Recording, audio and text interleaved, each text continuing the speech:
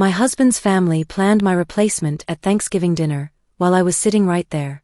Unlike some people who'd rather waste their lives painting, my mother-in-law, Eleanor, announced, placing her perfectly manicured hand on the young brunette's shoulder while I sat directly across the table, carving the turkey I'd spent 6 hours preparing.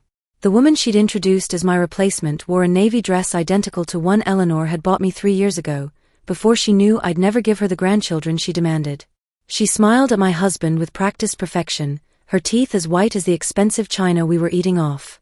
"Sophia's a corporate lawyer who actually appreciates Kevin's potential," Eleanor continued, her voice dripping with manufactured sweetness. What Eleanor didn't know was that I'd been recording every conversation in this house for the past 6 months.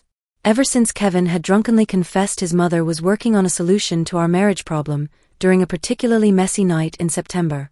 I watched Sophia fidget with her pearl necklace, real ones I noted, while Eleanor painted the picture of her perfect replacement. 28 years old, Georgetown law graduate, comes from old Virginia money. Everything I apparently wasn't. "How lovely," I said, passing Sophia the cranberry sauce I'd made from scratch that morning. "Corporate law must be fascinating. Which firm are you with?" Sophia glanced nervously at Eleanor before answering. "Wellington and Associates. I specialize in family law." She paused, then added with what I'm sure she thought was subtle emphasis, "Actually, I'm a divorce attorney." I smiled, taking a sip of the Pinot Noir Kevin had selected, one of the few decisions he'd made without his mother's approval this year. "How convenient." Kevin shifted in his seat, his face flushed with more than just alcohol. We'd been married for 7 years, together for 10, and he still couldn't meet my eyes when his mother orchestrated her manipulations. "Some things never change." "Sophia's also from a good family," Eleanor continued, as if ticking off items on a shopping list. "The Ashfords of Richmond. Her father's a federal circuit judge, very well connected." "And fertile," Kevin's sister Bethany added with a smirk that reminded me why I'd stopped attending her birthday parties. "She mentioned she wants at least 4 children."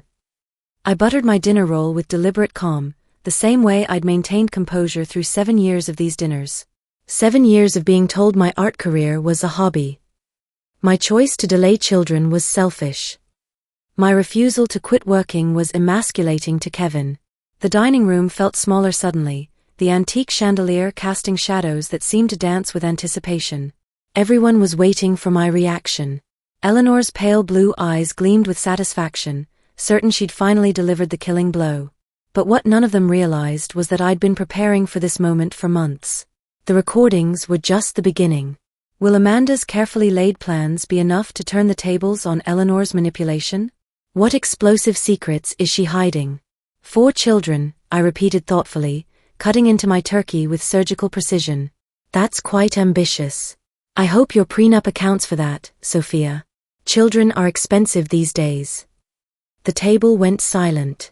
The only sound was the soft classical music playing from Eleanor's antique speakers and the distant hum of the dishwasher in the kitchen.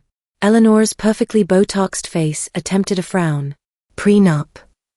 Sophia's voice wavered slightly. What prenup?" "Oh, did Eleanor not mention?" I reached for the green bean casserole, my movements casual despite the tension crackling around us. "Kevin insisted on one when we married. Ironclad, actually. In case of divorce, all assets remain separate. The house, the investments, the business holdings, everything stays with whoever brought it to the marriage." I could practically hear the gears turning in Sophia's law-trained mind. She was recalculating the math, and it wasn't adding up the way Eleanor had promised. "Well, obviously that would be renegotiated," Eleanor said quickly, her composure slipping for just a moment. "Kevin has built substantial wealth since then." "Has he?" I asked innocently, tilting my head with genuine curiosity. "I hadn't noticed. Still working at his father's company, right? Same position for, what is it now, 5 years?" Kevin's father, William, coughed into his napkin. He'd always been the quieter parent, content to let Eleanor run the show, but I caught the flicker of discomfort in his eyes. "Good. At least one person at this table had a conscience." "Kevin is being groomed for leadership," Eleanor insisted, her voice taking on that sharp edge I knew so well. "Unlike some people who play with paint all day." The familiar insult rolled off me like water off a duck's back. I'd heard variations of it for years. But tonight, something was different. Tonight, I was done pretending to be wounded. Speaking of playing with paint, I said, turning to Sophia with genuine interest, did Eleanor show you my studio? It's in the east wing of the house. Beautiful light in the mornings. Your house. Sophia looked confused, her lawyer instincts clearly picking up on something. Eleanor said Kevin's. The house is mine, I clarified matter-of-factly. Inherited from my grandmother 2 years before Kevin and I married. That's why it's not part of the marital assets. The prenup was very specific about premarital property. I watched the information sink in like a stone dropped in still water. Sophia was sharp, I had to give her that. I could see her mind working, recalculating the entire equation Eleanor had presented to her. A corporate lawyer's salary was good, but not 6-bedroom colonial in Westchester County good. Not private wine cellar and tennis court good. Definitely not art studio with north-facing windows and Italian marble floors good. Kevin reached for the wine bottle, his third refill of the evening. His silence spoke volumes. What other financial surprises does Amanda have in store? And just how deep does Kevin's deception go? But surely Kevin has equity, Eleanor started, her voice taking on a slightly desperate edge that I'd never heard before. Oh no, I interrupted smoothly, savoring the moment. Kevin was very clear about keeping finances separate. He pays me rent, actually. Below market rate, of course, I'm not heartless.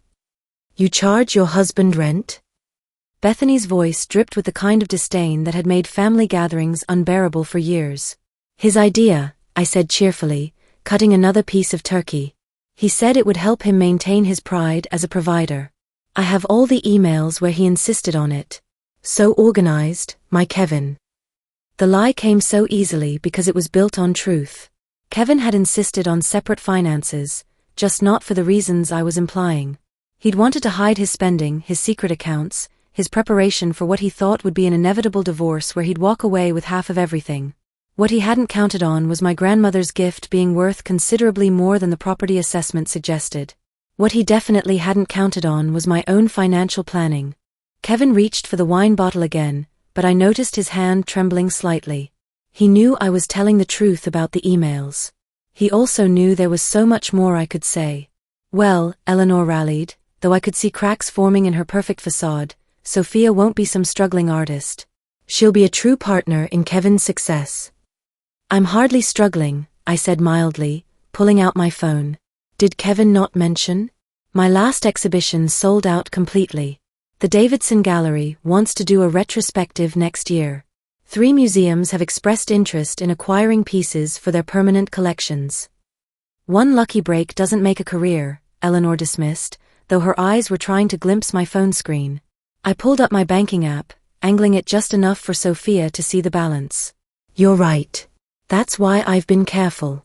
7 years of sales, commissions, and smart investments. My financial advisor is very pleased with the portfolio growth. Sophia's eyes widened. The number on my screen was more than most corporate lawyers made in 3 years. Don't be crass, dear, Eleanor said sharply, though her composure was definitely slipping now. Money talk at dinner is gauche. But introducing my replacement at Thanksgiving dinner is appropriate? I set down my phone and met her gaze directly. Interesting etiquette rules in this family. The room felt electric with tension. Even the grandfather clock in the corner seemed to tick louder, marking time like a countdown to an explosion. Sophia pushed back her chair slightly, clearly sensing the undercurrents she'd walked into. I think there's been a misunderstanding. What kind of misunderstanding? I asked gently, genuinely curious about what lies Eleanor had told this poor woman. What web of lies has Eleanor spun? And how much does Sophia really know about the trap she's walked into? Eleanor said that you were leaving, Sophia admitted, her professional composure cracking. That Kevin and you were separated.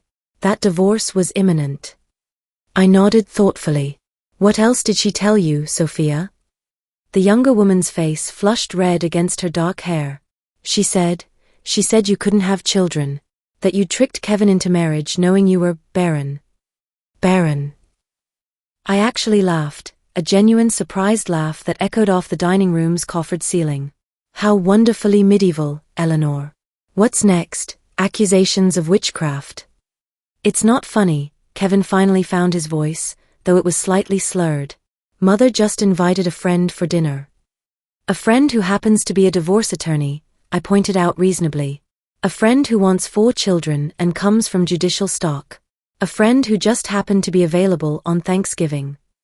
I turned back to Sophia. Tell me, what exactly did Eleanor promise you about Kevin's situation? Sophia glanced around the table like a trapped animal. She said he was wealthy, established, ready to start a family with the right woman. The right woman, I repeated. And I'm what, the wrong woman? No, I don't, this isn't what I thought. Sophia stammered. Let me clarify something important, Sophia, I said, my voice gentle but firm. I'm not barren. I'm on birth control. Very effective birth control, because I chose not to have children with a man who lets his mother audition my replacements at family dinners. The words hung in the air like smoke from a doused fire. How dare you? Eleanor exploded, half rising from her chair. Oh, I dare, I cut her off, my calm finally cracking just enough to let some steel show through. 7 years of daring, Eleanor. 7 years of smiling while you undermined my career, insulted my family, and tried to control my reproductive choices. But introducing my replacement while I'm sitting right here, that's a new low even for you. You're being hysterical, Kevin said, the word dripping with the kind of dismissive condescension that had worn me down for years. Mother just invited a friend for dinner. I stood slowly, placing my linen napkin on the table with deliberate care. Tell me, Kevin, did you know about this little audition? Or are you as clueless as always? Don't speak to him that way, Eleanor snapped, her mask finally slipping completely. You've never appreciated what you have. A good man from a good family who gave you everything. A man who hasn't touched me in 6 months, I said, watching Kevin go pale. A man who opened a separate bank account 3 months ago. A man whose browser history shows he's been looking at apartments in Manhattan. The silence that followed was deafening. What other secrets is Amanda about to expose? How deep does this family's deception really go? You went through my computer? Kevin stood unsteadily, his chair scraping against the hardwood floor. No, darling, I replied calmly. You left it open on the kitchen counter, right next to the credit card statement showing charges at the Plaza Hotel on days you were supposedly at business conferences. William's head snapped up at that revelation, his salt and pepper eyebrows drawing together in a frown that spelled trouble for his son. Tuesday afternoons, usually, I supplied helpfully.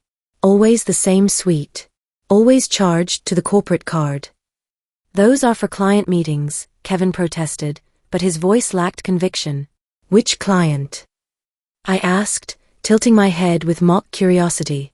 Because your assistant, lovely woman named Janet, very chatty when you bring her coffee, mentioned you don't have client meetings on Tuesdays. That's your golf day at Brookside Country Club. The silence stretched like taffy.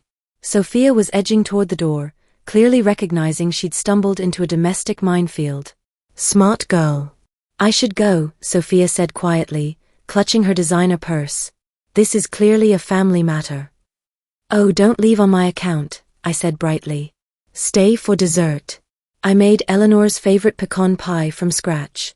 After all, artists have so much free time. Stop this, Eleanor hissed, her composure completely shattered now.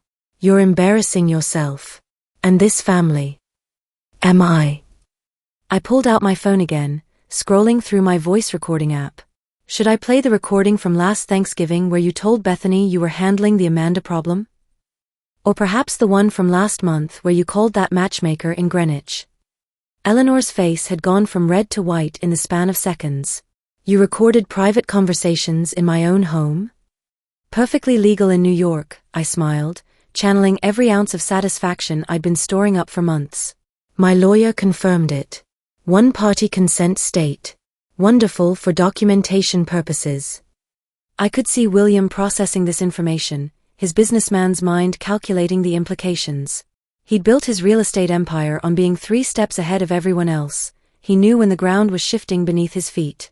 Oh, that reminds me, I added casually, as if discussing weekend plans. Kevin, you'll be getting a letter from my attorney after the holiday. I thought it would be nicer to wait until after Thanksgiving. Your attorney? Kevin sobered slightly, the wine fog clearing from his eyes. Amanda, let's discuss this privately. Like you discussed Sophia privately? I gestured to the brunette, who was now backing toward the hallway like she was escaping a burning building. No, I think we're past private discussions. The grandfather clock chimed 8 o'clock, its deep notes reverberating through the tension-thick air. Through the tall windows, I could see the first snowflakes of the season beginning to fall, dusting the perfectly manicured gardens Eleanor was so proud of. You want a divorce? I continued, my voice steady as granite. Fine. But we're doing it on my terms, not your mother's timeline. Eleanor shot to her feet, knocking over her crystal wine glass in the process. The red wine spread across the white tablecloth like blood. You can't divorce him. You're nothing without this family, just some delusional artist with grandiose fantasies. That's when William's voice cut through the chaos like a blade. Eleanor. His tone was quiet, but it carried the weight of 35 years of marriage. Sit down. What bombshell is William about to drop? And how will the family's power structure shift when the patriarch finally speaks up? We all turned to stare at William. In all my years of knowing this family, I'd never heard him use that tone with Eleanor. William, Eleanor's voice wavered for the first time all evening. Sit down. Each word was measured, deliberate, carrying the authority of a man who'd built a multi-million-dollar construction empire from nothing. He turned to Sophia, who looked like she wanted to disappear into the Persian rug beneath her feet. Miss Ashford, I apologize for this evening. My wife clearly misled you about the situation here. Please accept my apologies and my assurance that this won't affect any professional relationship between your firm and Morrison Development. Sophia nodded quickly and practically sprinted for the front door. I didn't blame her one bit. Now, William continued, his voice carrying that deadly calm that had made grown contractors tremble, would someone like to explain why my son has been charging hotel rooms to the company credit card? Dad, I can explain, Kevin started, but William held up one weathered hand. And why my wife has been arranging replacements for a marriage that isn't even over. His gaze moved to Eleanor, pinning her like a butterfly to a board. And why we're having this conversation at Thanksgiving dinner? Eleanor deflated slightly, but rallied quickly. She trapped him, William. She seduced him with her bohemian ways, and then refused to give him children. I was protecting our legacy. Our legacy? I laughed, a sound with no humor in it. Your legacy is a son who can't stand up to his mother and a daughter who's on her third marriage.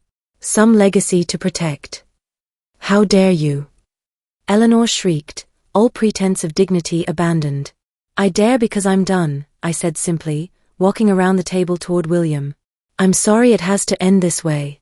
You've always been kind to me, treated me fairly when others didn't.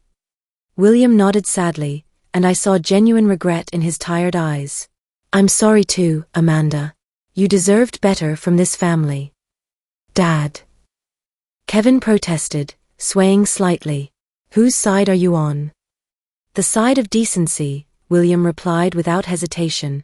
Which seems to be in short supply at this table tonight. I gathered my coat from the hall closet, listening to the argument exploding behind me like a dam bursting. Eleanor shrieking about grandchildren and family honor. Kevin whining about respect and loyalty. Bethany chiming in with her own complaints about family solidarity.